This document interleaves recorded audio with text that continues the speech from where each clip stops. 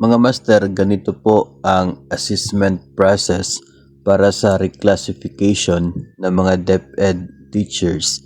Ngayon, wala na po yung ERF na siya pong ginagamit dati kapag nagpapa-reclass ang isa pong guro. Goodbye ERF na po tayo. Dito na po tayo ngayon sa bagong assessment process para sa reclassification. Ito po ang pinaka-common na mode of promotion na mangyayari under the expanded career progression. So unang-una po dyan ay mag-call up po ng applications ang inyo pong SDO, at mula po sa mga applicants ay titingnan kung yung qualification standards ba ay pasok ito pong si applicant, at kung qualified, then papasok po sa susunod na step. Pero kung hindi po qualified ay DQ talaga, no? Then pangalawa, kapag pasok na doon sa qualification standards, ay titingnan po yung standards based requirement evaluation. So dito po yung mga kung ilan ang mga outstanding at very satisfactory na mga classroom observable indicators at mga non-classroom observable indicators bibilangin kung pasok.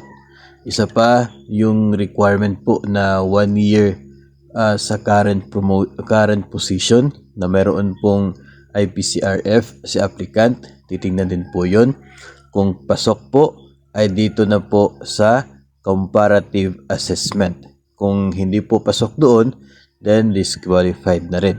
So dito po sa comparative assessment, gagamitin ang DepEd Order number 20 series of 2024.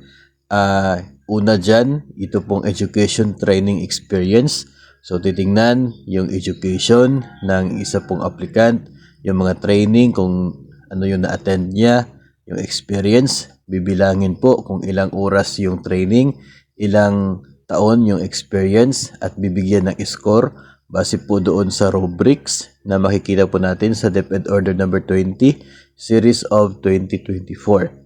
Then papasok din po yung performance rating, kasi yung score po sa latest na IPCRF, yun po ang magiging basis para sa computation ng performance ni applicant. Yung performance kasi isa po sa mga criteria dito po sa scoring na magaganap. Then after that, itong ETE plus performance, ito na po tayo sa classroom demonstration na mangyayari po. Required na po yun sa lahat ng mga aplikante. Pagkatapos po ng classroom demonstration ay yung portfolio assessment. Ito po ay para sa non-classroom observation. So ito pong portfolio assessment na yan, dalawa po yung mangyayari dyan. Una yung annotations ng mga indicators, mayroon pong 5 na indicators yan, depende po sa position na ina-applyan. Maggagawa ng annotations ito pong applicants, bibigyan po yan sa DO20 ay 1 oras para gawin yung annotations po nila.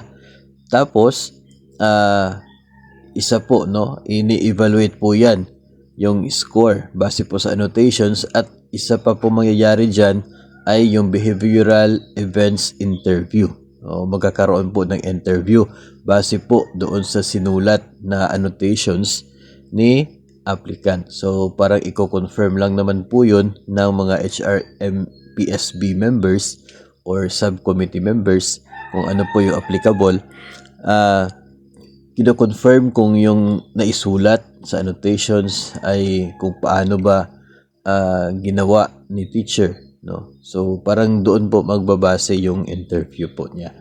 So ito po, itong galing po sa ETE, Education Training Experience, Performance Rating, Classroom Demonstration, at ito pong non-observable na ito, Portfolio Assessment, ay siya pong maging basihan ng score nito pong ating applicant for reclassification. Tapos kapag mayroon na po tayong score doon, ay ito pong tinatawag na yung career, ay yun na po yung parang ranking, kumbaga, base po sa score ng mga applicants. And base kasi doon sa mga score ng mga applicants, kung makikita kung sino yung makakapasok for the reclassification. Yung nabanggit po before during the orientation ay meron pong mangyayaring cut-off na score, no? Dapat maabot mo yon para mo-qualify ka talaga for the reclassification. Tapos kapag qualified na, titingnan naman po, no, magdepende naman po sa budget ng inyo pong division, no, kung magkano po yung budget, kung hanggang saan doon sa listahan yung aabutin na kayang i-accommodate ng budget for the reclassification. So lalagyan po, no, ng mga check yung mga kayang i-accommodate sa budget, at sila po yung mauuna na isa-submit sa region at sa DBM for approval. Then, yung mga other applicants na qualified pero hindi po nakapasok doon sa availability ng pundo, sila po ang magiging priority sa susunod na naman na reclassification, no? Sa pagsusunod po na pagbibigay ng pundo for the reclassification, yung mga eligible na hindi pa napasok, no, kasi kinulang sa budget, sila po yung magiging priority. So doon po papasok yung kahalagahan ng pag-apply sa reclassification sa first call ng inyo pong division.